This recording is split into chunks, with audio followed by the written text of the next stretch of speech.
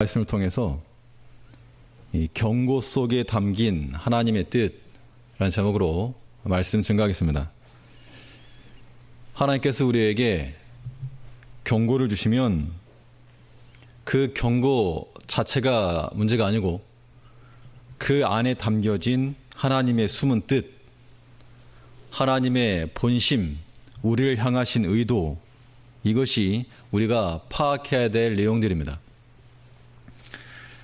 이 어려운 시험 문제를 해결하려고 그러면 좀 힌트를 얻어야 되겠는데, 이 시험 문제를 해결하기 위한 힌트는 어디 있는가 하면 문제 자체에 있습니다. 문제를 자세히 들여다보면 물론 처음은 파악하기 어려워도 좀 많이 생각을 하고 또 의도를 생각을 해보고 그러면 반드시 그 주어진 문제에서 문제를 풀 수 있는 조건들을 다 주게 되어 있는 겁니다. 이 질문의 의도가 뭐냐? 그걸 아는 것이 중요한 겁니다. 하나님께서 우리에게 적극적인 순종을 명령하기도 하시고 그럴 때는 문자적으로 순종하면 되는 겁니다. 하나님께서 우리를 사랑하시고 또 우리의 순종의 행동을 통해서 우리를 복되게 하실 것을 믿고 순종하면 되는 겁니다. 또 만일 우리에게 경고의 말씀을 주게 되면 하거라 혹은 하지 말거라, 왜 못하게 하는가 이렇게만 생각할 게 아니라 그 경고의 숨은 뜻, 하나님의 의도, 이런 것을 살필 때 우리가 살 길을 찾는 겁니다. 그러면 이 경고의 말씀 속에서 우리가 어떠한 하나님의 뜻을 찾을 수 있겠는가, 오늘 본 말씀을 통해서 살펴보겠습니다. 우리 지난주에 본 것처럼 유다서는 이 유다서의 기록 목적이 뭐라 그랬습니까? 이 유다서를 기록하려 했던 목적은 처음에는 구원에 관한, 성도들이 받는 일반의 구원에 관한 것을 쓰려고 하다가 목적이 바뀌었다 그랬죠. 뭘로 바뀌었는가 하면 3절에 있는 것처럼 3절에 보니까 사랑하는 자들아, 내가 우리의 일반으로 얻은 구원을 들어 너에게 편지하려는 뜻이 간절하던 차에 성도에게 단번에 주신 믿음의 도를 위하여 힘써 싸우라는 편지로 너희를 권하여야 할 필요를 느꼈노니, 일반적인 구원론에 관해서 쓰려고 하다가 무엇으로 바꿨는가 하면 힘써 싸워라. 힘써 싸워라. 그러면 싸우라고 하는 말에는 왜 싸워야 되느냐, 목적과 무엇과 싸워야 되느냐, 누구랑 싸워야 되느냐, 이 대상과 어떻게 싸울 것인가, 이 방법이라고 하는 게 들어있는 겁니다. 싸움의 목적은 그 부르심에 합당하게 살기 위함이고 또 이 단번에 주신 믿음의 도를 지키기 위해서 싸우는 거였고, 이 유다서를 살필 때 중요한 포인트는 뭐라 그랬는가 하면 누구랑 싸울 것이냐 이겁니다. 유다서에 나오고 있는 이 거짓 교사들, 가만히 들어온 사람들, 이 사람들과 싸우는 건데 그 사람들의 특징이 계속해서 나오고 있는 겁니다. 오늘 본문에서도 이 역사적인 세 가지 사건을 들어서 말하면서 광야에서 이스라엘 백성들이 반역했던 행위, 또 이 자기 지위를 지키지 않고 초소를 떠났던 천사에 관한 이야기, 그리고 소돔과 고모라에 있었던 다른 색, 동성애를 행하던 일, 이 세 가지 역사적 사건을 들어서 말하면서 이것이 우리에게 무엇이었느니라? 거울이 되었느니라. 오늘 이 유다서 말씀에서 7절을 보면 7절에서 소돔과 고모라와 그 이웃 도시들도 저희와 같은 모양으로 간음을 행하며 다른 색을 따라가다가 영원한 불의 형벌을 받음으로 거울이 되었느니라. 여기서 거울이 되었다는 것은 이 편지를 받고 있는 우리입니다. 오늘날 우리에게도 마찬가지고 앞에 나온 여러 가지 역사적 사건들 혹은 유대인들에게 전해 내려오던 그러한 구전, 그들의 전승, 이런 것들을 통해서 봐라, 이것이 우리의 거울이다. 그 거울을 보고, 하나님께 주시는 그 거울을 보고 우리 자신을 발견할 뿐만 아니라 잘못된 길을 찾고 하나님의 경고 속에서 하나님의 본심, 의도가 무엇인지를 찾으라 그 이야기입니다. 어떠한 경고가 주어졌는가? 첫 번째 경고는 육체를 더럽히지 말라는 겁니다. 너희가 무엇과 싸울 것이냐? 이 당시 가만히 들어온 거짓 교사들이 무엇을 주장했는가? 혹은 어떤 행실을 보였는가? 육체를 더럽히는 그런 행실을 했는데 그거 너희 본받지 말라. 그거 거절하라. 이것이 첫 번째 주어진 경고였다는 겁니다. 우리 9절 말씀을 보면 8절 말씀을 보면 그러한데 꿈꾸는 이 사람들도 그와 같이 육체를 더럽히며 권위를 없인 여기며 영광을 회방하는도다. 이 꿈꾸는 자들, 이 사람들이 이제 가만히 들어왔던 거짓 선지자들인데 이 사람들의 특징을 말하면서 첫 번째가 육체를 더럽히며 앞에 세 가지의 역사적 사건을 말하면서 하는 말이 그 결론 가운데 하나가 그들은 육체를 더럽힌 자들이었다. 이것은 7절에 나와 있는 이 소돔과 고모라에 관한 그 내용입니다. 7절을 다시 보시면 소돔과 고모라와 그 이웃 도시들도 저희와 같은 모양으로 간음을 행하며 다른 색을 따라가다가 영원한 불의 형벌을 받음으로 거울이 되었느니라. 이 소돔과 고모라 또 이 다른 색이라고 하는 것이 우리가 이제 뭐 동성애 이렇게 표현을 하는데 굳이 뭐 동성애만이 아니고 다른 색이라 그랬으니까 하나님이 창조시해 주었던 창조의 원리가 아닌 다른 방식으로서의 그런 이 세교를 따라가는 걸 말합니다.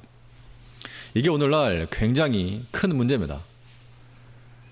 금번 이 중고청 수련회에서도 이 기독교 윤리에 관한 그러한 강의가 주를 이루는데 이번에 그 특강 강사가 한 분 오시는 것 같은데 그 주제가 동성애에 관한 내용입니다.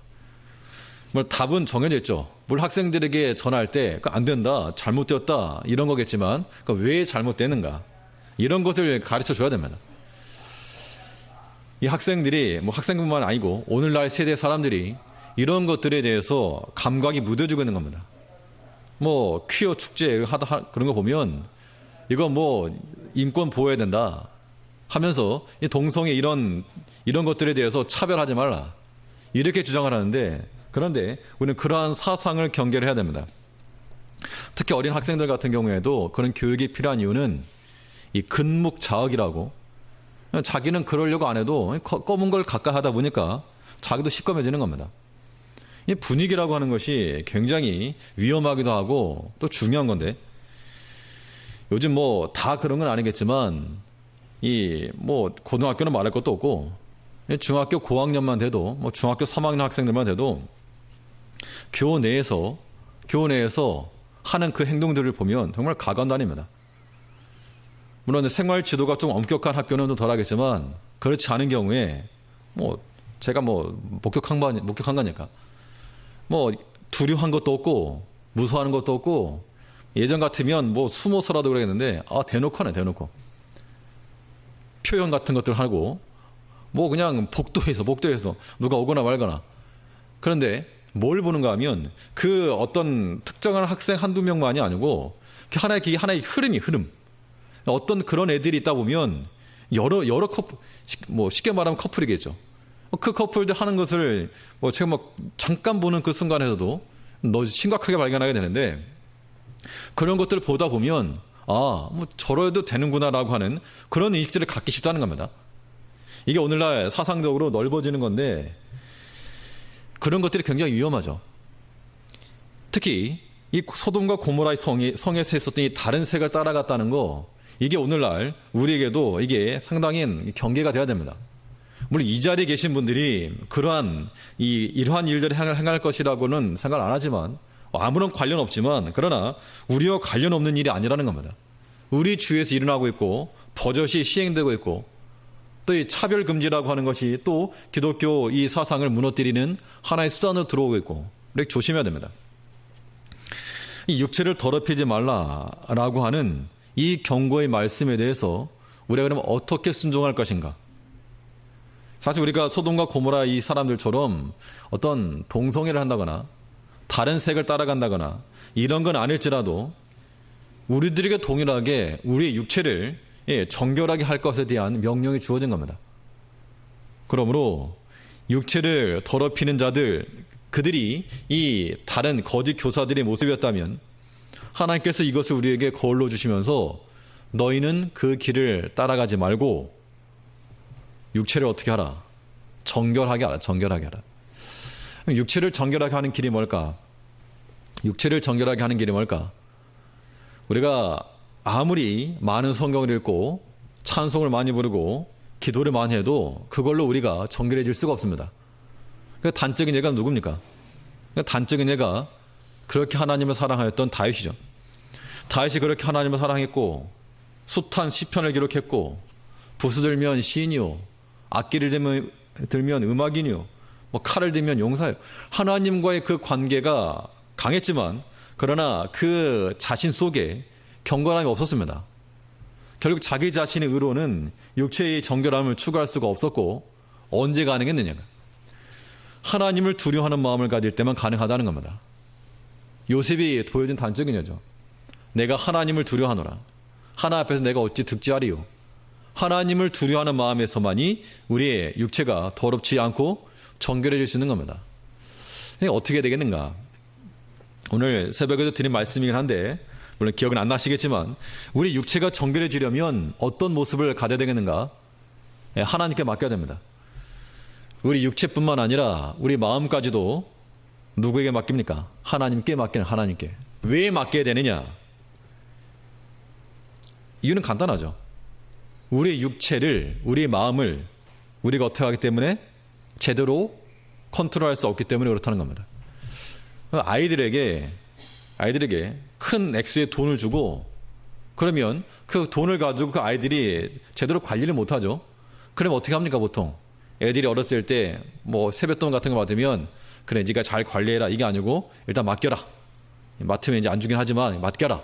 그래서 이 자녀들에게 있어서는 관리가 안 되니까 감당이 안 되니까 그것을 감당할 수 있는 부모에게 맡기는 거죠. 혹은 학생들 학교에서 휴대전화 같은 거 요즘 가지고 다니는 게 자유로운 것 같은데 이거 혹시라도 잊어버리거나 분실할 수 있으니까 맡겨라. 선생님에게 맡겨라. 맡겨놓고 나중에 찾아가고 필요하면 거기 와서 쓰고 그게 안전하다는 겁니다. 우리의 육체를 정결하게 하는 방법 가운데 하나가 뭘까? 묵상하는 중에 이거는 절대로 성경 10장 읽어서도 안 되고 기도 10시간 해서도 안 되고 절대 안 되고 찬송 100곡을 불러서도 안 되고 이게 사람은 육체로 이루어졌기 때문에 한순간 뒤집어지는 거죠. 우리의 위치가 우리의 마음의 위치도 우리 육체의 위치도 하나님께 있어야 됩니다. 그러니까 하려고 하면 맡겨놨으니까 하나님께 가야죠. 하나님께 가서 잠깐 내 육체를 좀 쓰겠습니다. 혹은 내 마음을 좀 쓰겠습니다. 이러한 그런 패턴이 우리 가운데 있을 때 하나님께 맡겨놓고 거기서 우리가 뭘 하려고 하다 보면 우리 육체를 더럽히지 않고 정결하게 나갈 수 있다라고 하는 겁니다. 사람이 이제 구성되어 있는 그런 요소를 말하게 되면 사람 육체가 있고 영혼이 있죠. 물론 이것을 좀 구분할 때 육체와 영혼 두 가지로 구분하는 경우도 있고 영과 혼과 육 이 세 가지로 구분하기도 합니다. 다 이 성경적 견해가 있기 때문에 옳다 그르다라고 말할 수 없지만 우리가 말할 수 있는 바는 사람은 영혼과 육체로 구별되었느냐, 영과 혼과 육으로 구별되었느냐, 분리된 것에 우리가 초점 맞출 게 아니고 영과 혼의 영육의 합일입니다. 합일. 영육 합일체죠. 사람은 영적인 면도 있고 육적인 면도 있고 영혼이라고 했을 때는 혼과 영을 이제 같은 기능으로 보는 겁니다. 우리가 육체를 하나님께 맡겨놓고 영혼도 하나님께 맡겨놓고 우리가 더러워지지 아니하도록 정결하도록 하나님께서 우리에게 기대하시는 바 그겁니다. 정결한 삶, 깨끗한 삶. 우리 안에 어떤 선한 것이 있어가 아니라 예수 십자가 안에서 가능한 거예요. 예수 십자가 안에서. 하나님을 두려워하는 마음에서 하나님을 인식하고 인지하는 마음에서 하나님께 맡겨놓는다라고 하는 그 심정에서부터 거기서부터 우리의 정결함이 가능하지 그 이외의 방식으로는 절대 안 되는 겁니다. 그러므로 이 마지막 때에 가만히 들어와서 이 신앙적 사상을 어지럽히는 그런 세력들이 있을 때 어떻게 대할 것인가? 하나님께서 우리에게 그들이 그랬던 것처럼 소돔과 그 이웃에 있는 도시들이 행했던 달의 색을 따라가던 그 육체를 더럽히던 그런 일을 본받지 말고 따라하지 말고 도리어 이 정결함을 추구하라. 이 정결함을 추구하기 위해서 우리는 우리 육체와 우리 마음을 하나님께 맡겨놔야 됩니다. 쉽게 분노하지 말고 우리 마음이 우리 육체가 하나님 안에서 언제나 평안함과 평정심을 유지할 수 있도록 하나님 앞에서 발견되는 우리가 되어야 됩니다. 또 육체를 더럽히지 않고 이 정결함을 추구하려면 이 육체를 정결하게 하는 것이 유익하다라고 하는 것을 발견해야 됩니다. 사람은 억지로 시키면 잘 안 하는 습성이 있죠. 그런데 이게 좋다. 그게 좋은 걸 알면 누가 시키지 않아도 하고 때로는 추천하기도 하고 이거 정말 좋은 거다 소개도 하고 그런 겁니다. 우리의 육체가 죄 가운데 놓여있게 되면 사실 죄라고 하는 것, 세상이라고 하는 것에서 느껴지는 그런 즐거움이나 혹은 쾌락도 있죠. 그런데 그런 것들은 한시적인 것이고 우리 육체가 그런 죄와 방탕에 있을 때보다 거룩함과 정결함이 있을 때 그때 더 유익하다라고 하는 것들을 우리 스스로가 발견해야 됩니다. 그래야지 우리가 육체의 정결함을 추구하지 누가 하라고 해서 하는 게 절대 아닙니다. 하라고 해서 하는 거였으면 이미 우리는 하나님 나라가 완성되었죠. 우리가 이 믿음으로 살아가는 이 일에 대해서는 육체를 우리가 죄악 가운데 방임하지 말고 우리가 거룩함에 경건함에 나아갈 때 거기에 유익이 있다. 어떤 유익이 있는가? 디모데서에 보면 육체의 연습은 약간의 유익이지만 경건은 범사 유익하다고 그랬습니다. 그러니까 이 유익하다라고 하는 것이 실질적으로 내게 유익함이 되고 그것이 내 피부에 와 닿고 이거의 지극히 현실적인 감각이 될 때 우리는 정결함을 추구하는 겁니다. 여기에 지금 우리 가운데서 육체를 더럽히려고 하시는 분은 아무도 없을 겁니다. 우리 마음이나 육체를 난 더럽혀야 되겠다. 이런 사람 없지만 어느 순간 방이 어지러워지고 어느 순간 옷이 더러워지는 것처럼 어느 순간 우리 마음과 영혼이 이 어지럽혀진 방과 같이 지저분해진다는 겁니다. 그럼 어떻게 할 것인가? 거울이니까 거울이니까 이건 거울로서 뭘 봅니까? 거울은 나를 비추는 나를 보는 겁니다. 유리는 건너편을 보는 거고 다른 걸 보는 거고 거울은 자기 자신을 보는 겁니다. 하나님의 경고의 말씀이 우리에게 하나의 거울이 되어서 자기 자신을 비추는 그러니까 이게 이제 예수님께서 말씀하신 대로 형제의 눈에 있는 티를 보는 게 아니고 너를 좀 봐라 너 좀 봐라 이게 아니고 우리 자신을 봐야 돼. 자신 내 자신을 보게 되면 다른 사람의 것에 대해서 손가락질할 그럴 처지가 아닌 겁니다. 육체의 그런 정결함 이런 걸 가지고 너 똑바로 해라라고 감히 말할 수 있는 사람이 아무도 없는 겁니다. 하나님께서 우리에게 주신 모든 것들을 우리는 보고 우리 자신의 거울로 삼아야 됩니다. 하다못해 이 주변에서 일어나는 모든 사건들 뉴스에 나오는 것들 여러 가지 비성경적인 행위들 그런 것들을 보면서 우리 욕만 할 게 아니고 저런 것들 한심한 욕만 할 게 아니고 우리 자신을 살펴보는 그런 계기를 삼아가야 됩니다. 하나님께서 우리에게 이 본말을 통해서 어떤 명령을 주시는가 어떤 경고를 주셨는가 육체를 더럽히지 말라. 이러한 자들은 육체를 더럽히며 이게 경고의 말씀이니까 앞에 나왔던 소돔과 고모라 성이 있었던 그것이 하나의 거울이 되어서 결과가 어땠는가 심판받았다는 겁니다. 그들이 다른 색을 따라가다가 불의 심판을 받았다.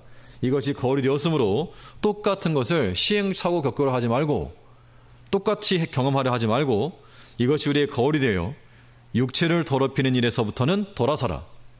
육체를 정결하게 하는 길 어떻게 한다 그랬습니까? 우리 육체를 하나님께 맡겨놓자. 쓸 데 있으면 하나 앞에 가가지고 잠시 받아서 그러한 마음들 그런 훈련들이 우리 가운데 있다 보면 조금씩 성화되어져 가는 육체의 정결함을 추구해가는 우리가 될 수 있을 거라고 하는 겁니다. 이 두 번째 경고는 권위를 업신여기지 말라는 겁니다. 권위를 업신여기지 말라.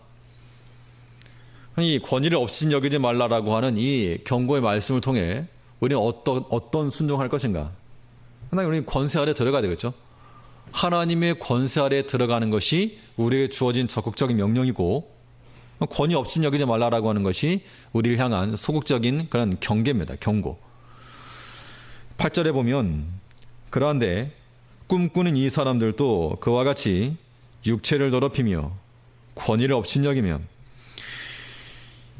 가만히 들어왔던 이 거짓 교사들의 특징 가운데 하나가 육체를 더럽히는 것이었고, 또 하나는 권위를 업신여기는 거라. 권위를 업신여기는 것. 이 권위를 업신여겼다라고 하는 것이 오늘 본문에서는 두 번째 예시로 나왔던 자기 지위를 지키지 않은 이 천사에 관한 이야기로 나오고 있습니다. 권위를 업신여긴다는 게 무엇인가? 권위. 나에게 어떤 누군가 말을 했는데 그 말한 사람에 대한 그 권위를 인정한다 그러면 우리는 들은 말을 그대로 지키는 겁니다. 그러겠죠. 학생이 선생님에 대해서, 자녀가 부모에 대해서 어떤 말을 들으면 그 부모의 권위 혹은 선생의 권위를 인정하게 되면 그 말을 그대로 지킬 거라는 겁니다. 그런데 그 권위를 업신여길 때, 지키지 않을 때, 그걸 무시하게 되면 어떻게 되는가? 부모님의 말에도 그냥 콧방귀 끼는 거고, 선생의 말에도 니는 떠들어라 이렇게만 나가는 거고, 이게 권위를 업신여기는 거죠. 하나님께서 자기 자리를 지키라고 천사를 두었다는 겁니다. 그런데 그들이 어떻게 했는가? 하나님이 주신 그 자리를 지키지 않고 하나님의 권세에 업신여기고 떠났다 그랬습니다. 6절에 보면 또 자기 지위를 지키지 아니하고 자기 처소를 떠난 천사들을 큰 날의 심판까지 영원한 결박으로 흑암에 가두셨으며, 특히 유다서에서는 다른 성경에는 나오지 않는 여러 가지 그러한 어떻게 보면 그 성경에 나오지 아니하는 그런 것들이 나오고 있죠. 뒤에도 보게 나오지만 어떻게 보면 이게 그 외경, 흔히 우리가 외경이라고 말하는 것들에 나오는 건데, 그럼 이게 외경을 정경으로 인정하는 거냐? 이렇게 이해할 건 아닙니다. 성경을 보다 보면 그 바울 사도가 여러 가지 것들 인용할 때 꼭 성경 말씀만 인용한 게 아니고 그 당시 이방인들이 잘 알고 있던 어떤 시인의 시, 혹은 철학에 관련된 것, 이런 것들을 언급했다는 겁니다. 그레이드인들은 항상 다 거짓말쟁이고, 우리 패러독스라고 하는 것은 논리학에서 나오는 그런 예시인데, 그레이드인들은 다 거짓말장이라. 그러면 그레이드인들은 거짓말장이라 그러면 그 자기가 한 말도 참이냐 거짓이냐 이런 말이 나오는 건데, 그 당시 이 말을 들었던 사람들은 다 이해할 수 있는 그런 내용을 들어서 하나의 이해하는 수준으로 말한 거지, 이게 꼭 이게 사실이냐 아니냐 그렇게 접근할 건 아니라는 겁니다. 우리 한국적 배경에서 다른 나라에 없는 그런, 예를 들면 어떤 인간관계 도리라든가 어떤 사람의 신이라든가 이런 것을 말하다가 우리가 전에 내려온 그런 이야기 가운데 춘향이 있지 않습니까? 춘향이하고 이몽룡이. 그래서 이게 정조를 지키지 않았느냐, 끝까지 기다리다가 이렇게 좋은 결말 맞이하지 아니했느냐, 그런 이야기를 하게 되면 실제로 그 사람들이 역사상에 존재했는지 안 했는지 모르지만 그 이야기를 듣는 사람들과는 충분히 교감할 수 있는 그런 내용이라는 겁니다. 그런 측면에서 우리가 이해하는 것이지 외경을 인정했다 그렇게 볼 건 아닙니다. 그러면 이 자기 지위를 지키지 아니하고 처소를 떠났다. 그러면 우리 이 말씀 그 자체를 놓고 보면 여기서 지금 의미하고자 하는 말이 이 뭐가 떠났냐 안 떠났냐 이걸 보다도 천사가 이름이 뭐냐 이런 걸 의미하는 게 아니고, 하나님께서 정해놓으신 그 자리를 지키지 않고 떠나지 않았느냐, 이게 이제 권위를 업신여겼다라고 하는 것에 대한 예시로서 나온 겁니다. 그러면 우리가 권위를 업신여기지 말라라고 하는 이 경고의 말씀이 우리에게 하나의 거울이 되어서 우리 자신을 비추게 되면 그걸 보고 그럼 어떻게 할 것인가? 권위를 업신여기는 것이 아니라 이 권세 아래에 들어가야 되는데, 당연히 하나님의 권세에 들어가는 거죠. 하나님의 권세 아래에 들어간다는 것은 하나님께서 우리에게 주신 그 자리를 지키는 겁니다. 우리 천사는 아니지만 하나님께서 우리를 부르시고 우리 각자에게 또한 사명을 주시고 또 직분을 주시고 또 감당케 하신 일들이 있지 않습니까? 그런 일들 하는 것이 우리 육신을 좇아고 하는 거 아니죠. 내가 어떤 내 육신의 명예나 영광을 얻으려고 하는 것도 아니라는 겁니다. 그런 게 목적이라면 한다고 해서 하나님께 유익될 게 아무것도 없죠.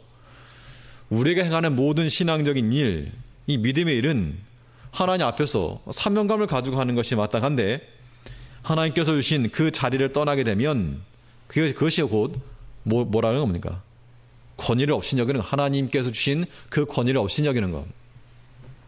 목회자에게 주신 그 자리가 있고 또 장로님들의 자리가 있고 또 여기 권사님들이나 집사님들이나 각각의 자리가 있다는 겁니다. 그럼 그 자리에 대해서 어떻게 할 것인가? 자리 지키는 거. 그 자리를 지키는 것이 우리에게 명하신 이 직분이라고 하는 게 하나님께로부터 왔다라고 인정하면 하나님께 받은 거니까 하나님께 받은 그 믿음의 자리를 지켜내는 겁니다. 이것은 곧 하나님께서 우리에게 주신 그 권위, 그 권세를 인정해 드리는 겁니다. 그런데 그렇지 못하면 여기 사람이기 때문에 때로 인간적인 그런 마음이 들 수 있고 또 내 자신의 어떤 역량이 부족함을 느낄 때도 있고 육체적으로 다운될 때도 있고 그다음에 어려움이 있죠. 그럴 때라도 우리는 하나님이 명하신 그 자리를 사수할 줄 아는 그런 마음 가져야 됩니다. 자기 지위를 지키지 아니하고 초소를 떠난 천사들을 큰 날의 심판까지 영원한 결박으로 흑암에 가두셨으며, 이것이 뭐라는 겁니까? 이것이 하나의 거울이다. 우리에게 주신 거울인 줄 알고 우리에게서 너희 그런 모습 보이지 말아라. 권위를 업신여기는 자 그들처럼 하지 말고 하나님께서 명하신 그 자리를 지키고 하나님이 때까지 하나님이 결정하는 거니까 하나님의 때까지 그 자리를 끝까지 지키면 아름다운 결말을 볼 것이요, 그렇지 않으면 거기서 이제 분열이 생기는 겁니다. 오늘 본문에 보면 이 자기 처소를 떠난 천사에 관한 이야기가 나오지만 성경상에 보면 여러 가지 예例이 많이 나오죠. 하나님께서 사울을 기름 부어 왕으로 세우시고 그에게 왕의 하나님을 섬길 수 있는 기회를 주셨는데 그가 그 자기 자신의 위치를 떠나 자기가 직접 번제 드리려고 사무엘이 안 왔으니까 할 수도 있지, 그게 아니고 이게 이제 말 그대로 권위를 없인 여인 겁니다. 그러니까 내 손에 쥐고 쥐락펴락한다는 얘기죠. 하나님 명령 자체까지라도 여러 가지 상황 논리에 들어가면서 그것이 합당치 않은 겁니다. 하나님께서 우리에게 명하신 그 자리를 지켜야지, 그렇지 않고 자기가 어떤 다른 그 처소를 떠나다 보니까 자기 자리 잃었을 뿐만 아니라 또 신약 시대에 보면 이 바울과 바나바와 함께 전도여행 나갈 때 이 마가를 데려갔습니다. 근데 마가가 도중에 힘이 들어가지고 돌아갔죠. 나중에는 이 바나바와 바울이 나뉘어서 더 이 복음 사역이 더 흥황하게 된 측면도 있지만 그 전에 그들 가운데 큰 분열이라고 하는, 다툼이라고 하는 분쟁이 생겨 많았다는 겁니다. 그 과정 가운데 이 마가의 그런 돌아감, 그 처음에 함께 하고자 했던 그 자리에서부터 돌이킴, 이게 있었다는 겁니다. 그렇기 때문에 우리가 안 하면 모를까, 하나님께서 우리에게 맡기신 그 일에 대해서, 그 사명에 대해서, 그 직분에 대해서 이거 내가 할 게 없어가지고 먹고 살 게 없으니까 한다, 이게 아니고 어쩌다 보니까 한다, 이것도 아니고 하나님께서 내게 맡기신 사명이다, 이런 인식을 가지셔야 됩니다. 그러면 뭐 해야 됩니까? 자리를 지켜요. 자리를.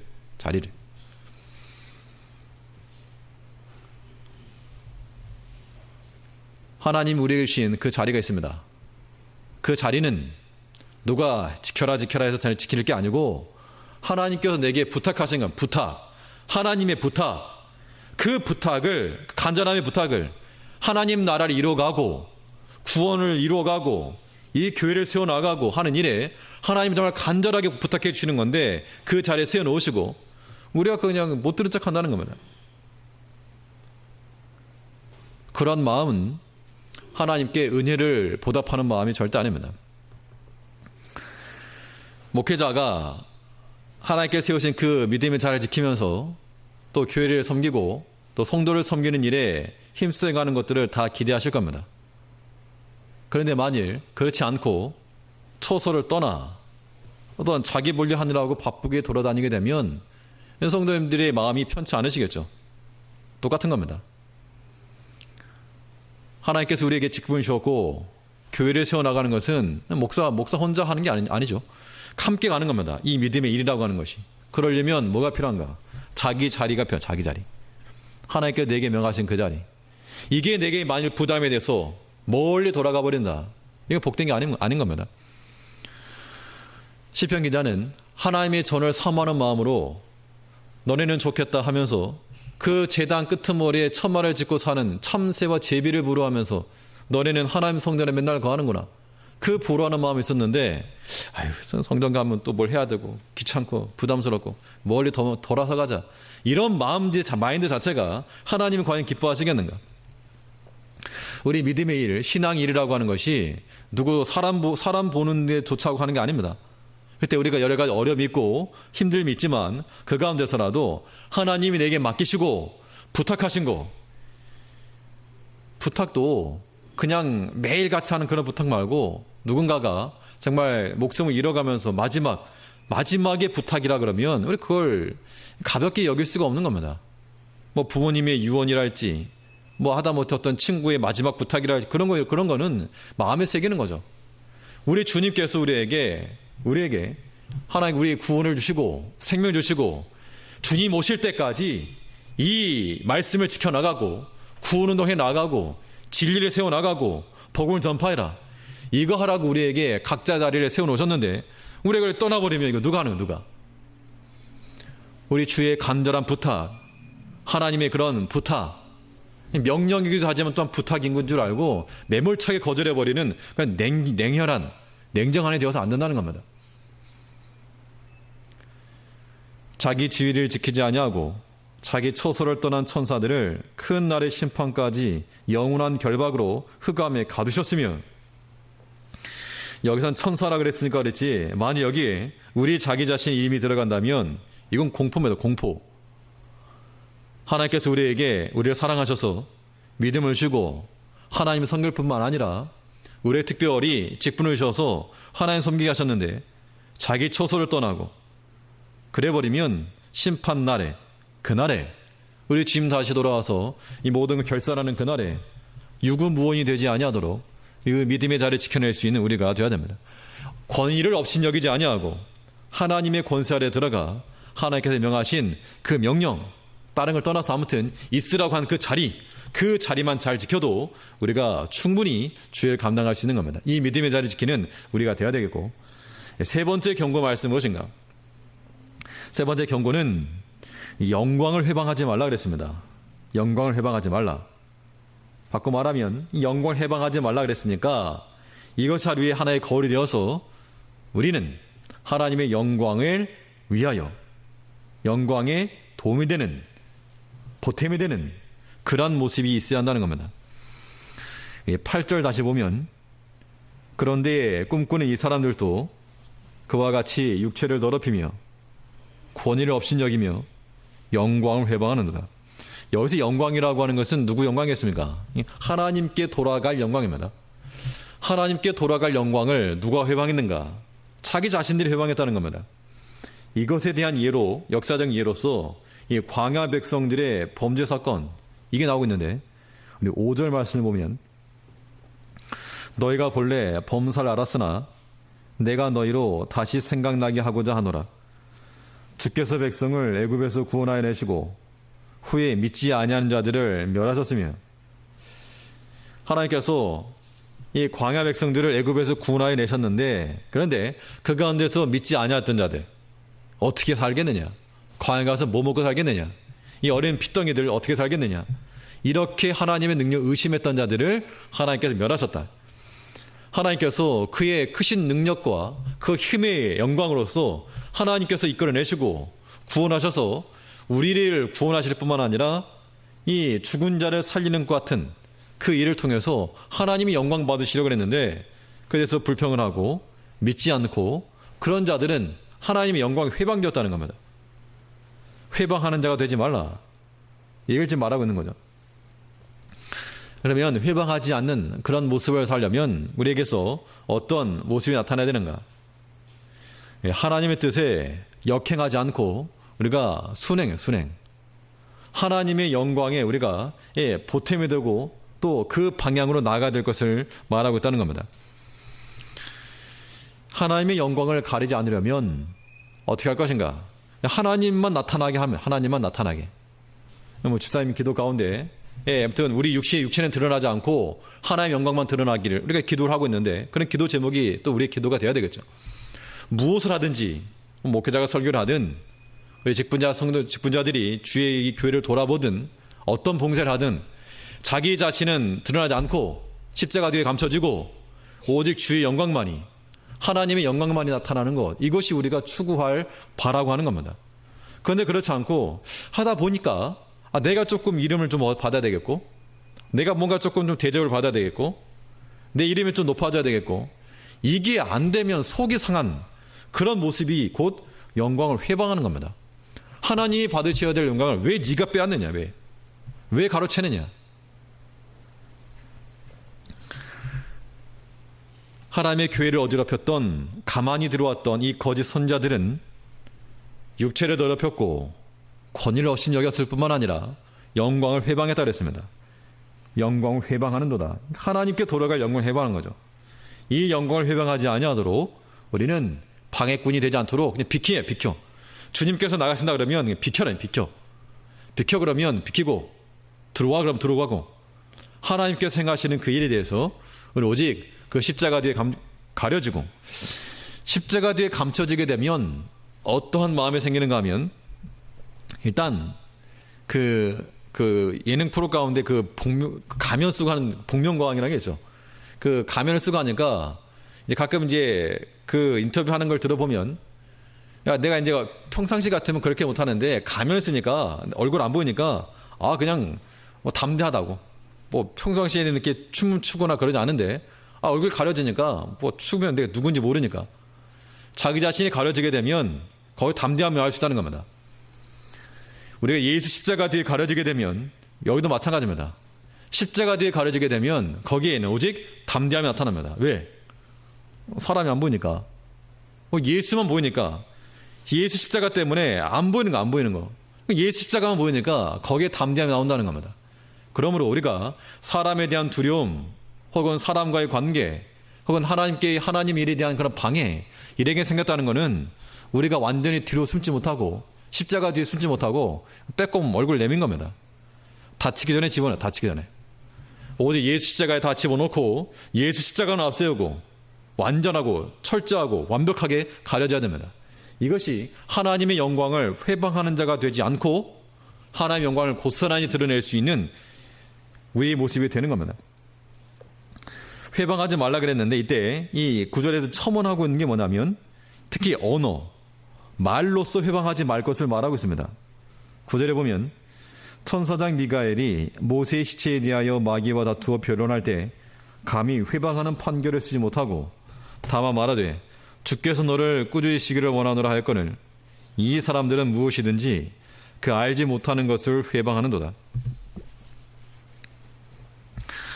이게 또 이제 그 모세 승천기라고 하는 것에 나오는 것이긴 한데, 이게 참이냐 거짓이냐 이걸 떠나서 이 편지를 받고 있던 사람들은 다 이해하고 있었던 그런 내용들인 겁니다. 그런데 여기서 요지는 뭐냐?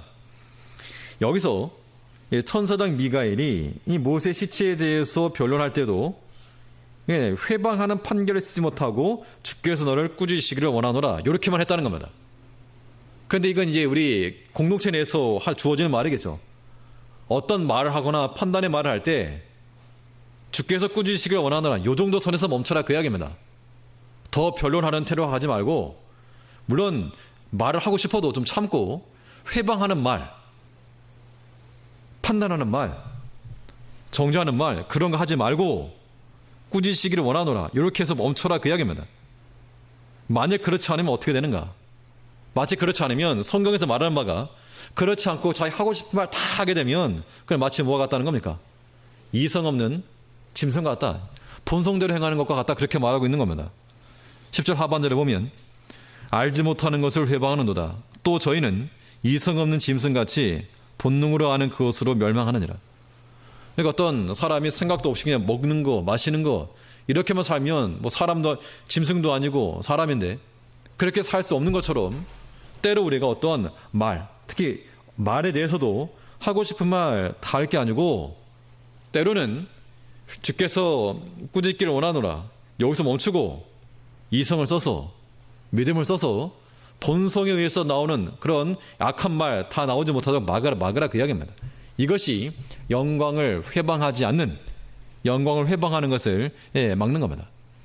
우리 믿음의 성도들에게는 이런 것들이 하나의 거울이 되어서 하나님의 영광을 회방하지 아니하도록 비키고, 또 우리가 어디에 숨고 십자가 뒤에 온전히 숨고, 우리의 말도 이성 없는 짐승같이 하고 싶은 대로 본성에 따라서 하고 싶은 대로 다 하는 게 아니라 그 정도에서 참고 끊고, 이런 모습이 우리 가운데 있어야 한다는 겁니다. 하나님께서 우리에게 경고를 주신 이 모든 역사적 거울 속에서 우리가 우리 육체를 더럽히지 아니하고 정결함 가운데 가도록 우리 육체와 마음을 하나님께 맡겨놓고 생활할 것이요, 우리에게 명하신 하나님의 이 권세, 권위를 업신여기지 말고 하나님께 명하신 그 자리, 주님 오실 때까지 그 자리 지켜나가며 하나님의 영광의 회방자가 아니라 이 조력자가 되고 보탬이 되는 그러한 삶을 살아가는 우리가 되어야 될 줄 압니다. 예, 기도하겠습니다.